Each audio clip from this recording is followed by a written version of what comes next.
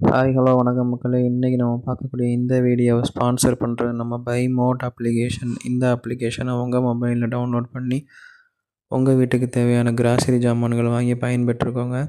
Okay, வீடியோக்குள்ளே போவோம். இன்றைக்கி நம்ம பார்க்கக்கூடிய டாபிக் என்னென்னா, அம்பானி அவர்களின் வரலாறு. அதை தான் பார்க்க போகிறோம். வாங்க வீடியோக்குள்ளே போவோம். முகேஷ் திருபாய் அம்பானி 1957 இவர் பிறந்தார். இவர் ரிலையன்ஸ் இண்டஸ்ட்ரியின் தலைவர் மற்றும் நிர்வாக இயக்குநராக உள்ளார். அவர் ஆசியாவின் மிகப்பெரிய பணக்காரர்கள் மற்றும் உலகின் 9வது பணக்காரர் ஆவார். சில நேரங்களில் ஒரு செல்வந்தராக கருதப்படும் அவர் சந்தை கையாளுதல், அரசியல், ஊழல், குடும்ப கட்டுப்பாடு மற்றும் சுரண்டல் பற்றிய அறிக்கைகளுக்காக புகழையும் ஈர்த்துள்ளார். அக்டோபர் 2024 இந்தியாவின் 100 பணக்கார அதிபர்களின் போர்பஸ் பட்டியலில் அம்பானி $119.5 பில்லியன் நிகர மதிப்புடன் முதலிடத்தை பிடித்தார். இவரது ஆரம்பகால வாழ்க்கை.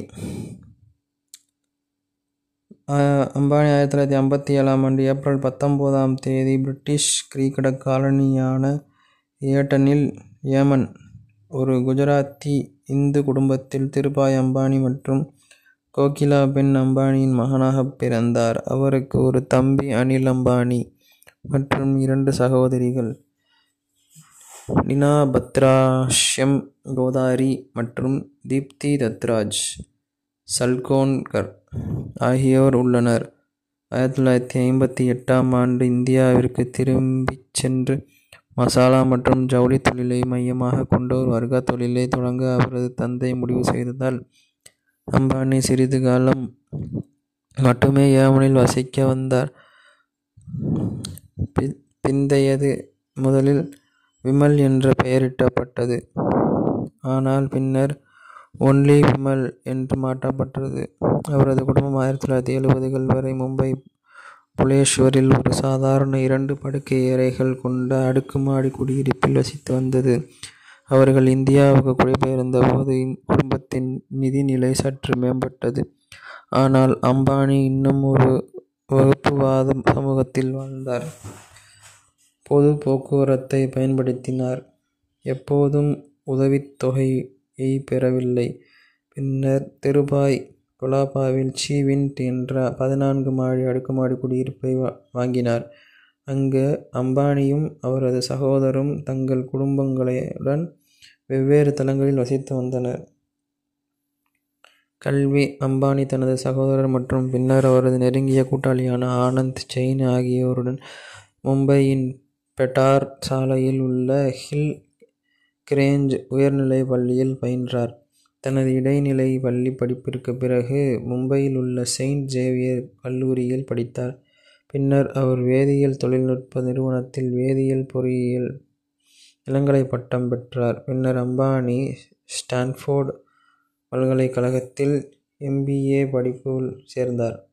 ஆனால் 1980 அம்பானி தனது தந்தைக்கு ரிலையன்ஸ் நிறுவனத்தை உருவாக்க உதவியதற்காக அந்த நிறுவனத்தை விட்டு வெளியேறினார். அந்த நேரத்தில் அது இன்னும் ஒரு சிறிய ஆனால் வேகமாக வளர்ந்து வரும் நிறுவனமாக இருந்தது.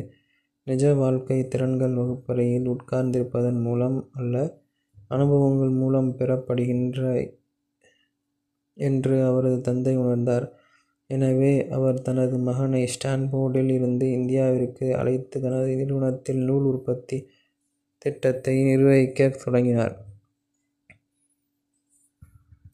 தொழில். Mukesh Ambani Reliance Infocom limited communication limited நிறுவனத்தை நிறுவினார். இது தகவல் மற்றும் தகவல் தொடர்பு தொழில்நுட்ப முயற்சிகளில் கவனம் செலுத்தியது. 24 வயதில் படால் கங்கா பெட்ரோ கெமிக்கல் ஆலை கட்டுமான பொறுப்பு அம்பானிக்கு வழங்கப்பட்டது. அப்போது அந்த நிறுவனம் எண்ணெய் சுத்திகரிப்பு நிலையம் மற்றும் பெட்ரோ கெமிக்கல்களில் அதிக முதலீடு செய்து வந்தது. 2010 இந்தியாவின் ஜாம் நகரில் ஒரு நாளைக்கு 6,60,000 பீப்பாய்கள் உற்பத்தி செய்யக்கூடிய உலகின் மிகப்பெரிய அடிமட்ட பெட்ரோலிய சுத்திகரிப்பு நிலையத்தை அம்பானி இயக்கி வழிநடத்தினார். இது பெட்ரோகெமிக்கல்ஸ், மின் உற்பத்தி, துறைமுகம் மற்றும் தொடர்புடைய உட்கட்டமைப்புகள் ஒருங்கிணைக்கப்பட்டது.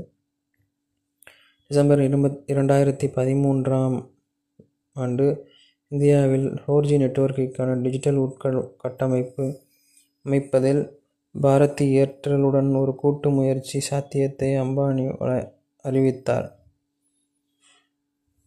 அடுத்த 3 ஆண்டுகளில் வணிகங்களில் 1.8 டிரில்லியன் முதலீடு செய்ததாகவும் 2015ஆம் ஆண்டு பிராட்பேண்ட் சேவைகளை தொடங்குவதாக அம்பானி கூறினார். பின்னர் பிப்ரவரி 2014இல் KG படுக்கையிலிருந்து இயற்கை எரிவாயு விலை உயர்ந்த நிர்ணயத்தை முறைகேடுகள் நடந்ததாக கூறப்படும் குற்றச்சாட்டில் அம்பானி மீது குற்றச்சாட்டை சுமந்தும் முதல் தகவல் அறிக்கை பதிவு செய்யப்பட்டது. இப்படியாக பல தடங்கல்களை தாண்டி அம்பானி தனது வாழ்க்கையில் மிகப்பெரிய இடத்தை அடைந்து உலகில் மிகப்பெரிய பணக்காரர் பட்டியலில் ஒருவராக உள்ளார். நன்றி, வணக்கம். இதுவே ஒரு வரலாறு.